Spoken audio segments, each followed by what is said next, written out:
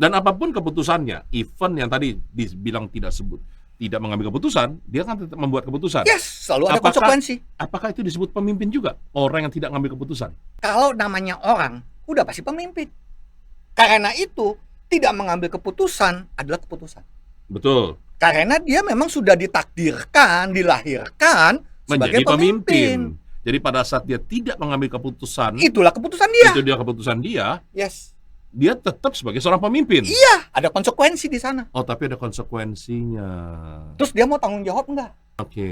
Kalau dia buat keputusan tidak mau terima konsekuensi, melawan takdir, akan berakibat tragis. Ini yang disebut melawan takdir. Yes. Dia sudah buat keputusan, lari dari tanggung jawab, suruh orang lain tanggung jawab. Melawan takdir, tragis hidupnya. Contoh. Tapi gini, biasanya kalau orang melakukan sesuatu, lalu orang lain yang bertanggung jawab, ya terutama di negara ini, yang tragis malah yang jadi kambing hitam, bro.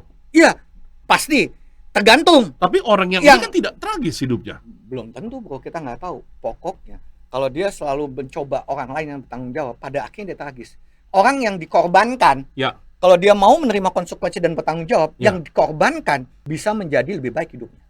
Oh. Pada waktu saya tahu saya dikorbankan dan saya terima konsekuensi saya dikorbankan, saya bertanggung jawab dengan hidup saya yang dikorbankan, saya sudah menjalani takdir saya pasti akan jadi lebih baik. Teman, kita bisa lihat lah, saya nggak mau ngasih contoh. Ya, ada berapa banyak orang dikorbankan, ada yang betul-betul terpuruk, tapi ada yang justru bangkit luar biasa karena dia dikorbankan. Dan itu contoh-contohnya nggak hanya di Indonesia, di seluruh dunia. Ya, betul. Saya akan sebutkan nama-nama yang orang zaman dulu, jadi nggak masuk politik ya. Nelson Mandela, Mahatma Gandhi, dia dikorbankan segala macam. Soekarno. Tapi dia tetap menerima konsekuensi, dikorbankan. Dia mau bertanggung jawab, dikorbankan. Karena itu keputusan dia. Dia dan menjadi namanya takdirnya. Sampai sekarang masih dikenang. Yes.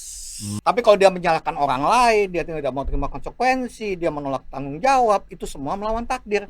Dan segala sesuatu yang melawan takdir akan berakibat fatal, tragis. Nah, ini baru satu nih, betul, Bro Steph. Ini baru satu ya, tapi maksud saya gini, mungkin orang mudah membuat keputusan, betul ya? Yes. Tapi ada yang paling banyak saya temuin adalah mereka ngambil keputusan tapi takut bertanggung jawab. Pertanyaan saya, apa yang membuat manusia takut bertanggung jawab? Padahal itu keputusan dia sendiri. Ada banyak faktor tuh, gitu kan. Mungkin dia merasa bahwa dia takut menderita, dia takut nama baiknya rusak, dia takut malu. Faktornya pasti banyak. Kalau tanya apa penyebabnya, kan faktornya banyak. Tapi tidak ada satu faktor itu yang bisa membenarkan kita tidak bertanggung jawab pada keputusan kita. Intinya sederhana. Kalau kita buat keputusan, saya buat keputusan, saya tidak mau terima konsekuensi, saya tidak mau bertanggung jawab, itu berarti melawan takdir. Pasti berakibat tragis. Sesederhana itu rumusnya. Dengan kata lain, seorang pemimpin ya hari ini nih, ketika mereka mau menjadi orang berhasil, orang kaya, orang sukses, naik jabatan dan sebagainya, maka mereka harus siap menerima segala konsekuensinya. Dia harus siap untuk membuat keputusan yang bertanggung jawab. Harus dimulai dari situ dong. Meskipun untuk mencapai itu tangganya sulit banget, perjuangannya berat banget, tetap harus dijalankan. Tetap keputusan kan. Karena sebagian orang melihat, aduh gila ya, untuk naik begini gue mesti begini, untuk naik jabatan gue mesti lembur, gue mesti hari libur masuk, ya kan, mesti nemuin klien, nasabah di hari libur dan sebagainya. Nah, banyak orang masa saya membuat keputusan, ya itu adalah, ya kalau saya lakukan untuk semua orang, untuk ini, lah untuk saya apa dapatnya? Yes. Kak, maka pertanyaan penting adalah keputusan apa yang saya buat untuk diri saya. Disitulah menjadi permenungan yang lebih dalam, bro. Disitulah saya perlu melakukan permenungan dan berdoa, bertanya kepada Tuhan, apa yang Tuhan mau dalam hidup saya. Sehingga pada waktu saya buat keputusan, selaras dengan panggilan hidup saya. Sehingga menjadi tidak berat. Tapi kalau saya ngambil keputusan berdasarkan keinginan saya pribadi, berdasarkan hawa nafsu, jadi berat. Karena kita tidak bersama dengan pencipta kita dalam membuat keputusan. Sorry, maksudnya gimana bersama dengan pencipta? Pada waktu kita mengatakan bahwa manusia diciptakan sebagai pemimpin dan pemimpin itu membuat keputusan. Untuk apa pencipta kita menciptakan seorang manusia yang punya kuasa membuat keputusan? Untuk membuat hidup lebih baik? Ya, berarti kan di situ artinya Tuhan punya keinginan untuk bekerja sama dengan manusia. Untuk memimpin dunia, contohnya. Sehingga pada waktu saya punya kuasa, kan pemimpin itu kan punya kuasa. Iya. Kuasa itu artinya ucapannya terjadi. Iya. Hanya manusia loh yang ucapannya terjadi. Iya. Nah, selain manusia yang ucapannya terjadi siapa? Tuhan. Yes. Artinya apa? Bukan berarti manusia itu Tuhan. Betul. Tapi Tuhan itu punya kuasa di mana ucapannya terjadi. Lalu dia menciptakan manusia yang juga ucapannya terjadi. Logik nggak kalau saya mengatakan berarti Tuhan menciptakan manusia untuk bekerja sama dengan pencipta? Masuk akal kan? Iya. Relevan kan? Iya. Berarti kan saya perlu mengerti apa rencana Tuhan menciptakan saya sehingga saya dapat bekerja sama dengan pencipta di dalam menyelesaikan panggilan saya di dunia ini. Nah, ini yang sulit. Yes. Bagaimana mengerti dan memahami apa yang menjadi kehendak Tuhan? Disitulah kita perlu belajar. Di Muslim ada yang namanya istiqoroh, Hmm. gitu kan?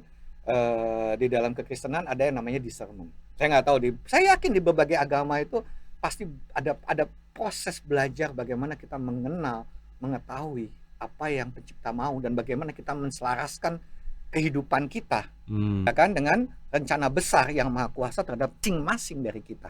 Wow. Dan ini berat ya. Karena tidak semua orang berpikir seperti itu. Mereka melihat bahwa Tuhan ya hanya tempat bersyukur, meminta dan sebagainya, ya kan? Sebenarnya Tapi ringan, bro. ringan. Sebenarnya ringan, menjadi berat karena kita tidak tahu. Kalau kita tahu kan simple, tinggal nanya aja sama Tuhan. Aduh, bentar. Tinggal nanya sama Tuhan. Emang Dia Tuhan tinggal- tetangga sebelah? Loh, kalau kita bertanya-tanya dengan sungguh apa yang kau mau dalam hidupku, mau pakai metode apapun, mau pakai agama apapun, kalau kita sungguh-sungguh bertanya, Tuhan apa yang kau mau, masa Tuhan nggak jawab? Nggak masuk akal. Tinggal seberapa sungguh kita mau bertanya. Ini pengalaman pribadi. Bukan Artinya, hanya pengalaman pribadi saya, Uh-huh. tapi saya banyak membantu banyak klien kalau mereka sungguh-sungguh bertanya, agamanya boleh apapun, karena setiap agama mengajarkan bagaimana mereka berkomunikasi dengan pencipta. dan mereka mendapatkan itu ya. Karena pertanyaan sederhana, sungguh nggak kita tulus tanya, Tuhan apa yang kamu mau? Dan setiap kita punya panggilan yang spesifik. Disitulah kehidupan kita akan menjadi sejahtera, akan menjadi bahagia, tidak tragis. Karena selaras. Keputusan saya selaras dengan keputusan Tuhan. Nasib saya menyelaraskan diri dengan takdir saya. Jadi kalau keputusan itu kehendak Tuhan dan kita udah selaras dengan kehendak Tuhan, Yes. maka segala sesuatu yang mungkin dirasa berat jadi ringan. Yes. Karena kita percaya Yes. bahwa Tuhan juga menyertai kita, begitu Yes. ya poinnya ya. Yes. Oke. Karena hanya manusia, bro, yang diberi kuasa oleh Tuhan untuk memboleh ngambil keputusan. Cuman keputusan seperti apa yang saya buat? Ini yang menjadi hal yang penting. Bagaimana saya menerima konsekuensi dari keputusan yang saya buat? Bagaimana saya bertanggung jawab? Kalau nggak selaras, gue susah lo tanggung jawab. Jadi membuat keputusan dengan bertanggung jawab ya. Menerima konsekuensi Ya, menerima dan konsekuensi. baru bertanggung Dan jawab. keputusan ini adalah keputusan yang apa? Yang berpihak Apapun. pada sesama atau keputusan pribadi. Sederhananya, bro, bangun tidur, saya putusin mau mandi, mau makan, mau sikat gigi dulu. Setiap keputusan ada konsekuensi, ada tanggung jawabnya. Mau tidur lagi boleh, mau bangun tidur boleh. Dari yang kecil sampai yang besar, itu selalu ada konsekuensi dan ada tanggung jawab. Dan Oke. itulah hebatnya manusia. Oke. Membuat keputusan. Ini yang pertama ya. Ya. Kalau tugas yang kedua, Menyelesaikan masalah. menyelesaikan masalah. Karena kita memilih pemimpin kan supaya ada dua. Bagaimana dia mengambil keputusan, bagaimana dia menyelesaikan masalah, betul kan? Ya. Kalau kita tidak yakin pemimpin kita menyelesaikan masalah kan, mana mau kita pilih dia. Kalau kita memilih pemimpin, aduh kok dia ragu-ragu terus ngambil keputusan, tarsok, mana mau kita pilih dia. Oh, jadi sekarang saya ngerti nih. Apakah orang ngambil keputusan dan susah ngambil keputusan karena untuk bertanggung jawab? Yes. Karena yang mereka hadapin ada masalah. Takutnya mereka menghadapi masalah. Dan kalau orang dengan masalah kan menyeramkan ya. Ya. Hidup penuh dengan masalah, ingin membuat akhirnya jadi orang stres. Pertanyaannya, bro, pernah nggak ketemu manusia yang tidak ketemu masalah? Sejauh ini sih nggak ada ya. Semua orang ngeluh kan punya masalah. Betul. Betul kan? Karena mereka gagal memahami masalah ini anugerah atau musibah. Kenapa manusia setiap hari ketemu masalah? Nggak ada manusia yang saya temuin nih seumur hidup nih, bro. Ya banyak orang. Datang ke saya apa? Saya punya masalah. Ketemu Borisa juga sama kan, ketemu masalah. Maksudnya saya adalah masalah buat Anda gitu? Ada orang ketemu Borisa juga sama kan, karena punya masalah kan. Maksudnya Ya. begitu kan. Ya. Artinya ya kan? Setiap orang pasti ketemu masalah. Oke. Yang jadi masalah adalah pada waktu kita menemukan masalah, Ya, anugerah atau musibah. tergantung cara pandang kita dong. Tapi kalau kita paham, bro, bahwa setiap manusia pasti akan bertemu masalah, Ya, oke. ya kan? Maka kita perlu paham bahwa ini Tuhan izinkan terjadi untuk apa? Apakah untuk kita terpuruk atau untuk kita naik kelas? Untuk kita mungkin layak disebut pemimpin. Yes. Berarti memang pada waktu saya ketemu masalah, saya tahu saya perlu belajar menyelesaikan masalah. Maka ada orang mengatakan tidak ada tidak ada masalah yang bisa membunuh manusia. Ya, setuju. Iya. Walaupun Masalah itu paling hebat hanya bisa melukai kita, tapi tidak mungkin membunuh kita. Kayak tikus. Hebatnya tikus paling hebat melukai kucing. Nggak ada ceritanya kucing membunuh tikus membunuh kucing. Nggak ada ceritanya, bro. Hebatnya masalah yang kita temui itu paling hebat, itu hanya melukai kita. Oke. Pertanyaannya, kita mau hadapi atau kita mau lari? Hmm. Kalau kita mampu melihat masalah itu adalah anugerah yang Tuhan berikan untuk kita bertumbuh, maka masalah dapat menjadi stepping stone untuk kita naik kelas. Oke. Bro, apa pendapat Bro Steph? Pada waktu saya ngomong gini, bro, saya Ah. ingin tegaskan. Pada waktu saya mengatakan masalah adalah anugerah, ini disclaimer dulu, bro. Bukan berarti sejak hari setelah ikut seminar ini lalu setiap orang boleh cari masalah ya, bro. Oh, mencari masalah. Nah, Iya, iya. beda ya. Oh, masalah adalah anugerah. Berarti mulai besok kita harus cari masalah sebenarnya. Disclaimer, bukan itu maksudnya. Iya. Ya, selesaikan masalah yang kamu temui setiap hari. Tidak perlu khawatir. Ya, nggak perlu cari masalah, bro. Karena masalah selalu datang ya. Masalah selalu datang. Jadi hadapin aja, beresin aja masalah yang datang dalam hidupmu. Iya, Nggak perlu repot cari masalah. Iya, iya, iya. Itu saya setuju sih. Saya nggak cari masalahnya, udah masalah datang bertubi-tubi Iya, ya. terus ngapain cari masalah? Nah, sekarang repot apa ya. pendapat Bro Steph ketika ada sebagian orang ya ketika berhadapan masalah mereka memilih jalan pintas, misalnya bunuh diri, bahkan sampai depresi dan sebagainya. Ya, pastinya kita tahu orang ini tidak mengambil keputusan. Tapi penyebabnya apa sih sebenarnya? Gagal paham tentang Takdir dan nasib. kembali lagi takdir dan nasib.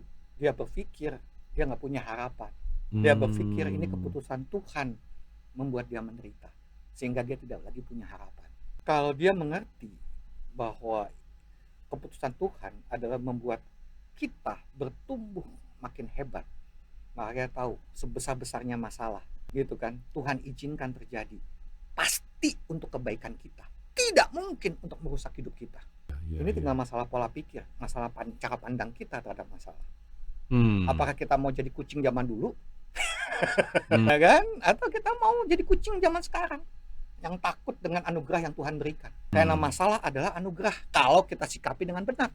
Menjadi masalah adalah pada waktu anugerah dianggap musibah. Terus gimana Tuhan mau kasih anugerah ke kita, bro? Tiap kali Tuhan kasih anugerah dianggapnya musibah. Iya, iya, iya. Karena cara salah memandang mereka Karena ya. kita kurang tepat dalam memandang apa yang kita maksud dengan masalah. Nggak, saya cuma kepikiran aja. Ini webinar kita, ini kan rata-rata yang ikut di sini adalah orang-orang yang ya kita sebut sebagai leader, profesional, yang ibaratnya sudah punya pengalaman, ya kan, sudah punya ilmu dan sebagainya. Bagaimana dengan ibaratnya anak remaja atau yang baru menikah dewasa, yang mereka tidak tahu, bahkan berhadapan masalah mereka takut. Harus ambil keputusan, mereka juga tidak mengerti. Dan ketika mereka ambil keputusan untuk bunuh diri, menurut Bro Steph, apakah itu salah? Kembali lagi, bro. Kalau kita bicara lead to grow, kita bicara manusia, kita belajar mengambil keputusan. Dan di dalam lead to grow, kita tidak pernah bicara keputusan yang salah atau benar. Kita bicara mengenai produktif atau tidak produktif, berguna atau tidak berguna. Salah benar itu adalah sebuah proses kita memperbaiki diri. Maka kami tidak pernah mengatakan keputusan itu salah atau benar. Kami hanya mengatakan keputusan itu berguna atau tidak berguna. Bermanfaat atau tidak bermanfaat, merugikan saya, merugikan atau bermanfaat, kan begitu. Disitulah yang pentingnya bertumbuh. Tidak penting keputusan saya apa, yang penting saya mau bertanggung jawab. Tidak penting keputusan apa, yang penting saya terima konsekuensi dan saya belajar dari situ. Ada masalah, hadapi, belajar dari masalah, selesaikan masalah. Nah, ini yang penting ya. Artinya buku ini sebenarnya nggak cuma sekedar ditujukan kepada orang yang merasa dirinya leaders, tapi semua orang mampu, harus bisa membaca ini ya. Dia perlu Bisa membaca, mendapatkan karena pemahaman ini. setiap makhluk yang namanya manusia perlu belajar untuk memimpin. Memimpin diri untuk bertumbuh. Ya. Jadi ibaratnya kalau semua orang, siapapun dia, dari mulai anak remaja sampai orang dewasa, kalau baca buku ini, apa yang Bro Steph harapkan? Saya cuman berharap pada waktu buku ini ditulis bersama-sama dengan Bro Ivan, Hmm, agar setiap manusia bersedia setiap manusia mengerti takdirnya. Bahwa karena saya manusia, saya ditakdirkan sebagai pemimpin, itu satu. Oke. Yang kedua, sebagai pemimpin, apa KPI-nya? Apa tugas dan tanggung jawab saya? Inilah yang tadi disebutkan. Pemimpin perlu ambil keputusan. Sesulit apapun, ambil keputusan. Setiap keputusan ada konsekuensi. Ya terima konsekuensinya. Ada sesuatu yang perlu saya pertanggungjawabkan. Jangan sampai keputusan saya merugikan orang lain. Ya. Terima tanggung jawabnya. Gitu kan. Ada masalah, selesaikan. Karena itulah dua tugas kita diciptakan as human being. Belajar terus dan bertumbuh. Itu harapan kami. Oke. Gitu. Sehingga dari situlah manusia bisa bahagia, Bro. Oke. Dia terus bertumbuh dan bertumbuh terhadap masalah, tidak takut dengan apa yang terjadi ke depan, tapi mereka mempersiapkan diri dengan proper. Oke. Bro, bagaimana caranya menjadi manusia atau pribadi yang hari ini mungkin selalu susah ngambil keputusan, menghindari masalah, lalu tiba-tiba saya ingin deh berubah seperti itu. Apa yang harus dilakukan? Yang pertama adalah penyadaran dulu sih, Bro. Penyadaran dulu. Artinya sadar bahwa saya manusia, ya kan? Setelah saya sadar saya sebagai manusia, saya tahu tugas tanggung jawab saya. Itu dulu dong. Ya. Yang tadi kan, tugas tanggung jawab saya. Kenapa hidup saya penuh masalah? Ya karena saya manusia. Ya, oke. Nah, mulai belajar itu. Gitu kan. Waduh, berat banget masalah saya. Oke, tapi mulai dengan suatu harapan. Bukan dengan keputusasaan. Maksud saya, aduh, masalah berat ya, tapi nggak apa-apa. Oke. Ini adalah memang bagian saya untuk bertumbuh. Oke. Dengan suatu harapan bahwa masalah ini sebesar-besarnya masalah pasti mampu saya selesaikan. Oke. Tidak ada masalah yang maksud membunuh saya. Masalah itu hanya akan memperkuat saya untuk menjadi lebih baik. Jadi belajar untuk itu dulu, Bro. Oke. Pertanyaan sederhana. Hmm. Kalau semua apa yang nonton malam ini mengatakan, bagaimana supaya saya mampu berpikir seperti Bro Steph? Langkah apa yang harus dilakukan? Sehingga kok kelihatannya bijak banget ya orangnya, waduh luar biasa gitu, mampu ngambil keputusan, menyelesaikan masalah, dan mereka pasti dong ingin mencontoh. Saya tidak berpikir bahwa saya bijaksana atau apa, Bro. Saya hanya berpikir bahwa kalau saya belajar NLP, lalu saya belajar mengenai bagaimana menjadi manusia, pada akhirnya saya mengambil kesimpulan seperti tadi. Gitu. Jadi bukan masalah bagaimana meniru saya, Bro, tapi lebih penting justru adalah apakah kita setuju ini. Gitu. Kan harus dimulai dari situ dulu kan. Ya, apakah saya setuju bahwa saya memang ditakdirkan sebagai pemimpin? Jadi pertama-tama sadar dulu bahwa saya adalah pemimpin. Yes. Oke. Kalau saya sadarkah saya, setujukah saya bahwa sebagai pemimpin maka saya Punya dua tugas. tugasnya adalah ini. Oke. Gitu kan, membuat keputusan, menerima konsekuensi, tanggung jawab dan menyelesaikan masalah. Ya. Artinya kalau hidup saya ada masalah, itu bagian dari anugerah Ya. yang Tuhan berikan agar saya selesaikan. Mulai dulu dari situ, Bro. Kalau saya tidak berani mengatakan itu, saya selalu menganggap bahwa masalah itu adalah musibah. Bagaimana Tuhan mau membantu kita untuk bertumbuh? Ya, betul. Tapi kalau kita mulai dengan pola pikir, saya punya masalah, terima kasih Tuhan. Begitu kan? Belajar bersyukur dulu dong. Iya. Terima kasih Tuhan. Kalau gitu, ajarin saya dong gimana menyelesaikannya. Kan kita perlu percaya kalau Tuhan memberikan masalah kepada kita, Tuhan pasti punya jalan keluar untuk kita dan membuat kita belajar dan bertumbuh. Dan dia pasti memberikan segala sesuatu sesuai dengan kemampuan kita ya. Iya, makanya kapasitas kita. Makanya kan hampir semua agama mengatakan apa? Tuhan tidak mungkin memberikan masalah lebih besar daripada kemampuan manusia untuk menyelesaikannya.